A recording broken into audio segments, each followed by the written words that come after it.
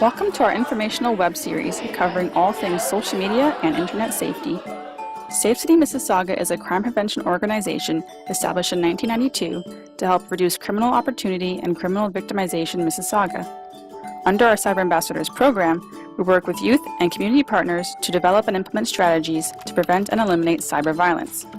In this series, we will cover today's most used and popular apps among youth to help you connect with your child, as well as highlight key community resources and organizations.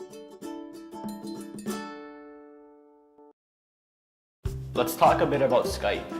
And this is an app mostly used to make video chats and voice calls. But you can also transmit text and video messages on Skype. Users can also exchange digital documents, images, and videos. Skype will want you to sign up with your phone number, but you can also use your email address. Skype also needs access to your camera and microphone.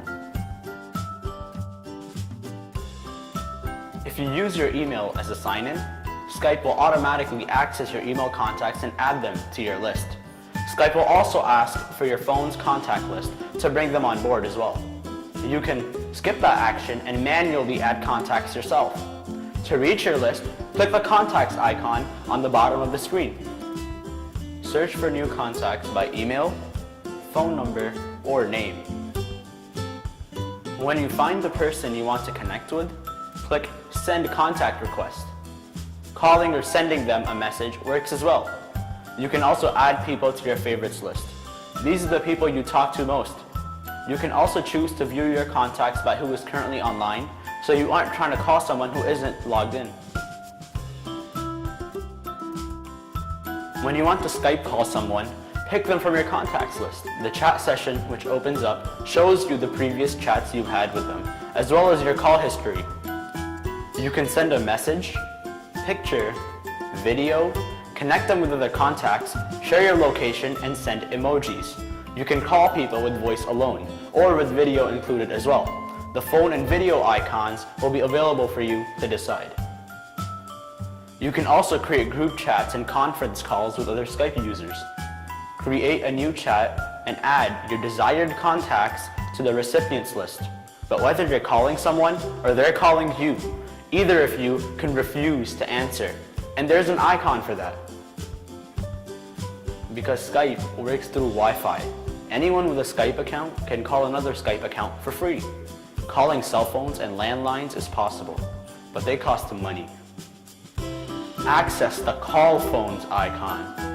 Dial in a number, and after you make your call, you can add the number to your contact list. You can also send them a text, but you also pay a fee for that. And at the bottom left of the app is an icon for your recents list. This lists all the texts, calls, and chats you've made. Opening the app brings you to this list first. You can edit this list, removing any records or history that you find. To reach your account, click on My Info. This is where you can set up a profile picture if you want. You can also leave a message for people to see, and you can change your online status between these options.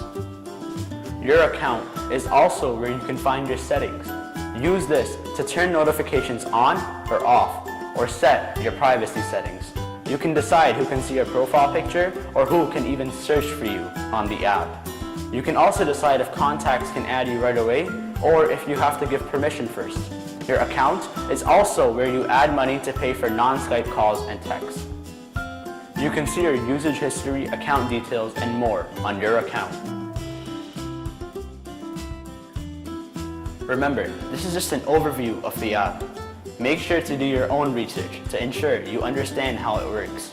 One of the best things you can do is talk to your child about how they use the app through open and honest conversations.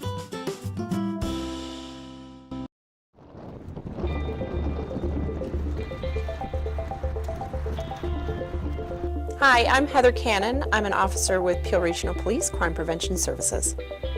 So with Peel Regional Police, we like to partner with people within the community and to ensure that as a police service that we are innovative and that we're effective in order to provide a safer environment to live, work, and visit here with the ultimate goal of having a safer community together. Within Peel Regional Police, there's different units that may actually provide different things towards youth. So we have our Youth Education Bureau. They're in our elementary schools and they provide crime reduction and crime prevention material to them to empower those kids to maybe be a little bit safer. We have our school resource officers and crime prevention services, what I'm a part of, and we go into the high schools and we partner with Safe City Mississauga in order to provide presentations to the students, to young people, because that also opens up some lines of communications with young people and police. We also run a program called the Youth and Policing Initiative. So students in the region of Peel high schools, if they're between the ages of 15 and 18, they can work with the Peel Regional Police over an 8-week period over the summertime. And that gives the police and the youth that work with us a chance to kind of share their experiences and share their opinions, and for us to learn something from youth, but also from the young people to learn something from the police as well. So another program that we have, that the Peel Regional Police has alongside with our school boards, is an initiative called What If Everyone Did Something to Stop Cyberbullying. So it's a video competition as well as a poster competition, and that usually is launched in November during Bullying Awareness and Prevention Week. And usually we take those people that want to submit their videos and their posters over the course of several months. I believe that it's open until May of 2017 this year. And then we select the winner and we have a gala and we really celebrate those posters and videos, and we make sure that we use that in our messaging here with Peel Regional Police. And it's even highlighted within the schools themselves, and I think that that is so important to have that youth voice in the community. So some advice I would give to parents of teenagers, me being a parent of a teenager, I think one of the biggest things is to have patience with them, really have patience with them. I know this is a really interesting time in their life, and just having that patience. But the other thing I think that's really important is having that open line of communication with them.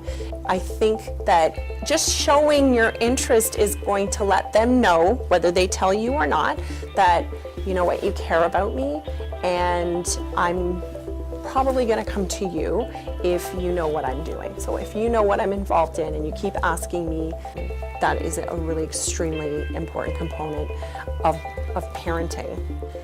So the one thing, and it may tie in with a couple things that maybe young people can do to prevent cyberbullying.